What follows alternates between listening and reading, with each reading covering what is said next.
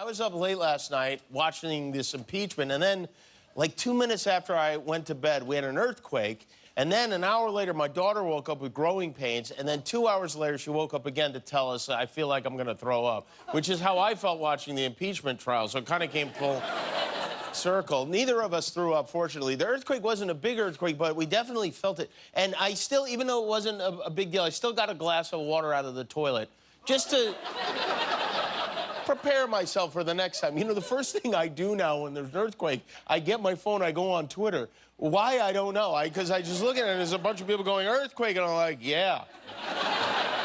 Our democracy is on shaky ground right now, too. Democrats today made their opening arguments in the impeachment trial, which, if those are the opening arguments, what the hell was that 13 hours I watched yesterday?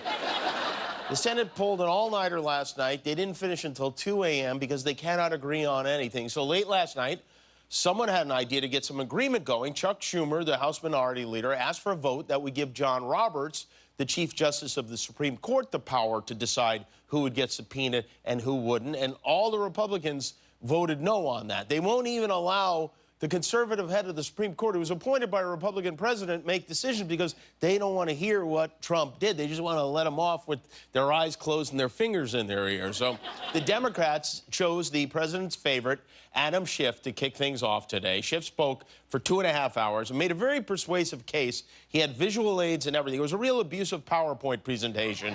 He laid out a ton of evidence against the president, much of it sound bites of Trump himself, and he invoked the founding fathers and their words a lot. Schiff quoted Hamilton so many times today, he was nominated for 5 Tony Awards now. And Schiff spoke, and a number of Democrats spoke very passionately. There was some riveting stuff to everyone other than Mitch McConnell. If I may, what I was going to suggest was at 6:30, we take a 30-minute break for dinner. Okay. If that would work. So break at 6:30? Yep, okay.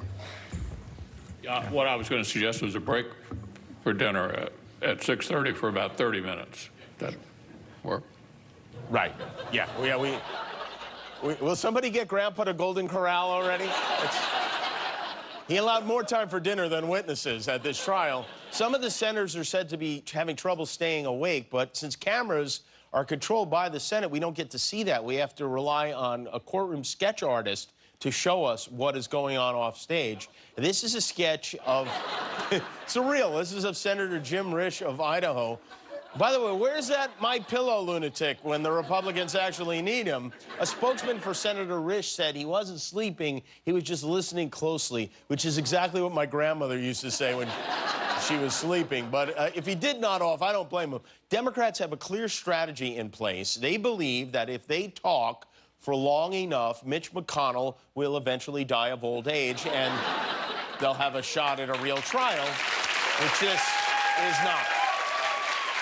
There are reports from the Washington Post that say Democrats are talking about making a deal with Republicans to be able to call witnesses. The idea being they would get to call someone like John Bolton in exchange for someone like Hunter Biden. I didn't realize witnesses were like Pokemon cards.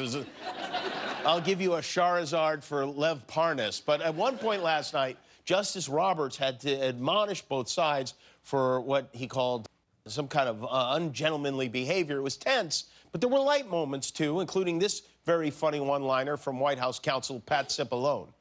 President Trump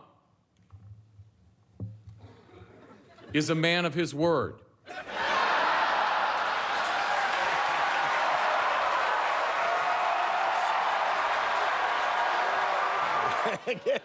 Get him a Netflix comedy special fast. So the president himself wasn't here. He was in Switzerland for the past 2 days at the World Economic Forum, where he weighed in on his trial and said another stupid thing. He said he felt confident that he would be acquitted because we have all the material. They don't have the material because he refuses to turn any of the documents and evidence over. He cannot help but brag. Even if it hurts him, he can't keep that big orange mouth shut. The president also elaborated on the fact that in 1999, he criticized attorney Ken Starr, who is now his attorney. During Bill Clinton's impeachment, he called Starr a lunatic and a disaster. So they asked why he said that and what he thinks of Ken Starr now. So Ken Starr is a terrific man. I did make that statement because, frankly, I didn't think that Bill Clinton should have been impeached. I didn't know Ken, but what I did know is he was very smart, he was very tough, he was very talented. But in a certain way, I was sticking up for Clinton, for Bill Clinton. And, you know, I sort of still feel that way. I mean, what he did was nothing good. There was a lot of lying going on. There were a lot of things, a lot of bad things. Now, with me, there's no lying, there's no nothing. They have nothing. They don't even have a crime. Nothing at all. There's no lying. He actually lied while saying there was no lying. But Trump, not only does he keep saying he made a perfect call, he believes this impeachment has been in the works for a very long time. Our country's been tied up with this hoax from the day I came down the escalator. Maybe start taking the stairs then. I don't know. He loves talking about that escalator. He's referring to when he announced his candidacy back in 2015 at Trump Tower. He came down the escalator. This is something he likes to reminisce about a lot. This has gone on since the day I came down the escalator. It's been going on from before I came down the escalator. From the day I came down the escalator. From the day I came down the escalator. Before I came down the escalator. Sometime right after we came down the escalator. Before I took that great escalator ride down. Since June 16th, the famous escalator ride. June 16th, down the escalator. Remember the famous escalator ride? June 16th, coming down that escalator. Remember the famous escalator ride? We came down the escalator, that famous escalator ride. The famous escalator ride. Coming down that now very famous escalator. When I came down the famous escalator ride, I came down that escalator, that beautiful escalator. I came down, beautiful escalator. We went down that escalator and here we are. Here we are, that's right. It's funny because I just noticed his mouth says escalator, but his hand says water slide. And it's weird to think this whole disaster of a presidency could have been avoided if somebody had just put one of these on the ground at Trump Tower. One janitor could have solved the whole thing. Today, by the way, also happens to be the President and First Lady's 15th anniversary, which they celebrated by being 4,000 miles away from each other. Melania actually had a candlelit dinner tonight, but only because it's dark in the tunnel she's digging.